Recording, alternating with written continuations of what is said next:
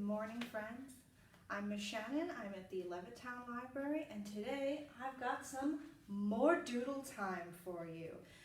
Before we start, I want to sing our hello song, and it goes, hi, hi, hi, my friends, how are you today? We're going to have a lot of fun. I hope you'd like to play. So last time we did doodle time, which I think was in June, we did some animal doodles that had circles. So this time we're going to do something a little different, but first we are going to stretch our doodling muscles. I'm going to grab, I think green will work, and we're going to draw some triangles to start. Just a couple. You can go over them once or twice or not at all, and then maybe some circles. I do like circles. They really are just round and round and round. They're kind of nice like that. And then some squares. And when you make a square, which is going to be very important today, a square sides are hopefully all the same size. And if maybe your square sides aren't all the same size, then maybe you could make a rectangle instead, where you have two long sides and two short sides. They can be tall, they can be fat, they can be all sorts of things. They can be super duper skinny. But yeah, I feel like that's pretty good for our start for doodling. Now remember, doodling is just drawing, and doodling is something that you or me or everyone may like to do, where you get to just create something fun. And it doesn't have to be perfect because you made it and you worked hard on it. So it's just something you get to create and make. Now I'm going to use my whiteboard today and just erase all my nice shapes. And now, I know I've been really excited that the libraries have opened back up, so I thought today we would do some book doodles. And with book doodles, you always want to think about our squares and rectangles, which is why we were working on them and talking about how big and how tall they were. So the first one is we are going to make a bookworm. Now, I know sometimes being a bookworm, I mean you just really like books, but we're just going to draw a book and a little worm coming out of it. We're going to make a 3D book. I think we'll do brown for the book. No, we'll do blue. I like blue a lot. So, we're going to start by making a long rectangle. Now, your long rectangle can also be really tall if you want, but just start with the rectangle.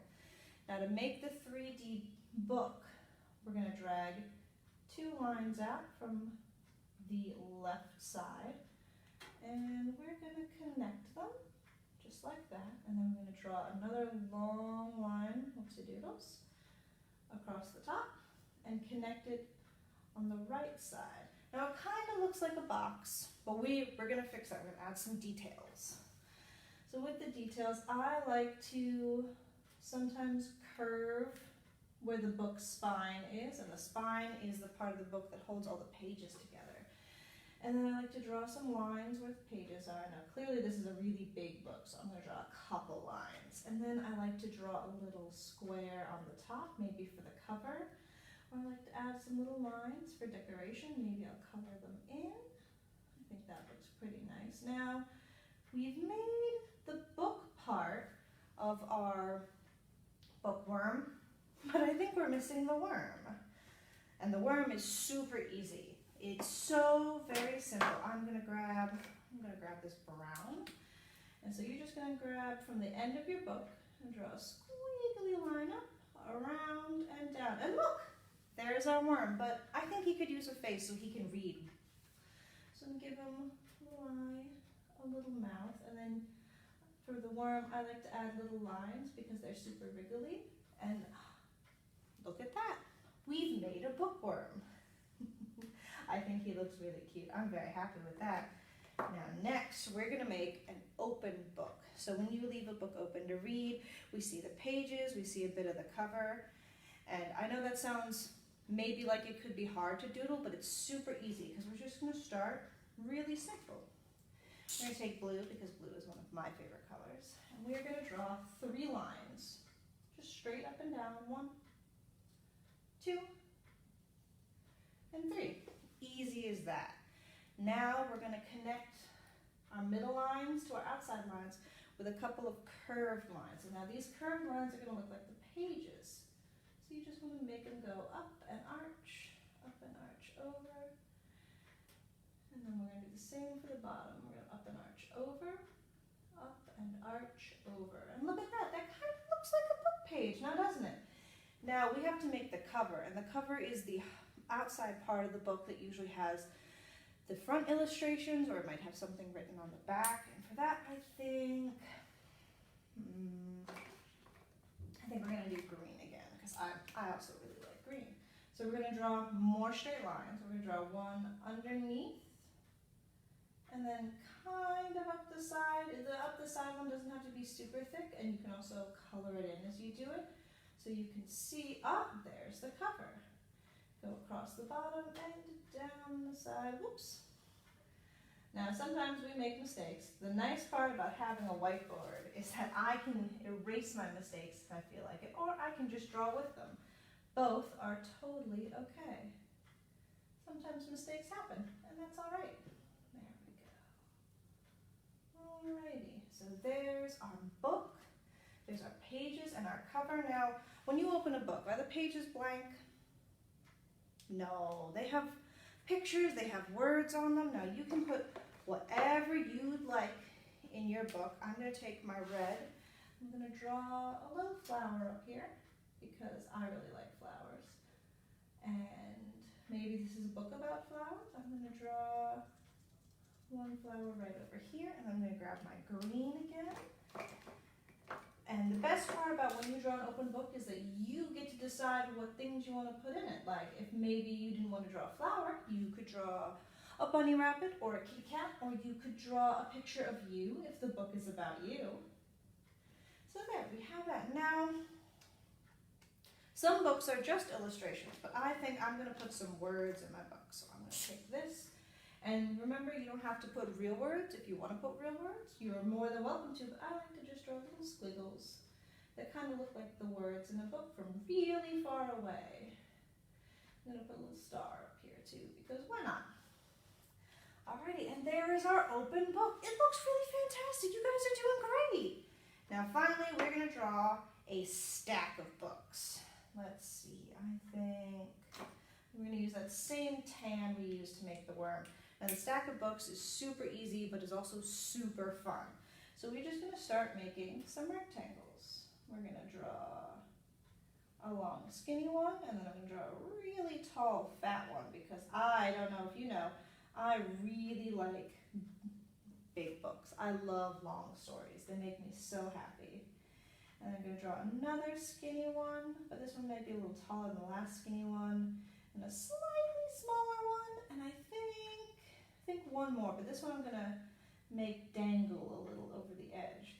Now, one of my favorite parts about book stacks is that it's all just the books you like to read, or maybe books you just like to draw. So I like to make them as fun and as creative as I like. So now we have all our books. Now we have to decide if the spine is facing out or if the pages are facing out. And you can do that by, if it's the spine, just like we did with our 3D book, you can make the spine's ends a little curved, or you can draw lines on the spine like I did up there. Like we can draw some stripes on this one. Maybe this is a book about someone who likes to wear stripes a lot. Or you can draw little triangles and circles, whatever you'd like on your spine. Or you can just decide to leave it blank if that's what you'd like, or you can color it in a different color. Now if you have books where the pages are facing out, that's another way you can make your doodles more interesting, is you're just going to do, just like we did up here where we were showing the pages in the 3D book, we're just going to draw some nice skinny lines showing all those pages and all those cool stories. I know I've been really excited to have the library be back open because it's been so nice to get new books. Alrighty. Oh, I'm just going to wipe that off, and that's okay. We all make mistakes, that happens. And now, for my favorite part, are all books the same color? No, they're all kinds of colors. They're red and blue and green and purple and every color in the rainbow. So we're going to add some fun colors to our books. I'm going to make this top one completely purple. And you can color the whole thing in, you can color part of it in. It's really totally up to you. That's the best part of doodling. It's up to you. You create it, so you decide how you want it to look. And if it doesn't look exactly like mine, that's okay, because you're drawing a whole different picture from me. And everyone doodles differently. Now I think I'm going to make part of this cover blue, where we have those pages sticking out. And we're just going to make it blue right over the brown. I think that's something I really like about markers, is you can just color almost always right over any other color you have. Sometimes it gets a little smudgy like that, but that's okay. I think some green now for the bottom of this one. And maybe we'll put some green stripes in on the bottom here too. Just making it look fun. It's the best part. You can add all the colors you'd like. And now I think some blue. We'll make another cover that has blue on it because as you know, one of my favorite colors is blue. Wearing blue polka dots today too. Alrighty. And there we go. You have 3 book-themed doodles. You have our open book, you have our bookworm, and you have our stack of books. Now you can make these however big or small you'd like.